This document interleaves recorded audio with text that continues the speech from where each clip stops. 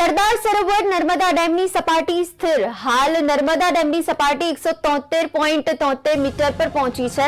મહત્તમ સપાટી પર પહોંચ્યા બાદ 96 સેન્ટીમીટર બાકી. ઉપરવાસમાંથી 69,738 ક્યુસેક પાણીની આવક જોવા મળી રહી છે. સરદાર સરોવર નર્મદા ડેમ તેની સંપૂર્ણ સપાટી 138.68 મીટરને પાર કરવાની છે અને હવે માત્ર 96 સેન્ટીમીટર બાકી છે.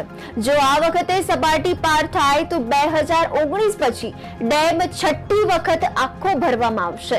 ઉપરવાસમાંથી નર્મદા ડેમમાં પાણીની આવક 74,659 ક્યુસેક થઈ રહી છે, જેની સામે ડેમનો એક દરવાજો ખુલ્લો મૂકવામાં આવ્યો છે.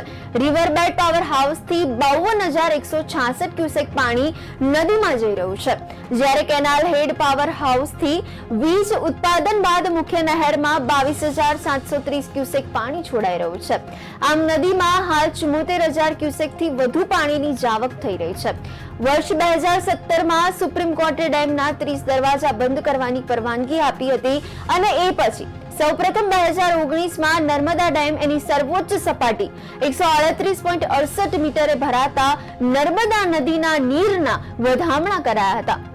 એ પછી ડેમ 2023 સુધીમાં 4 વખત ભરાઈ ચૂક્યો છે અને હવે નર્મદા ડેમ છઠ્ઠી વખત એની પૂર્ણ સપાટી સુધી છલોછલ ભરાય એવી સંભાવના છે.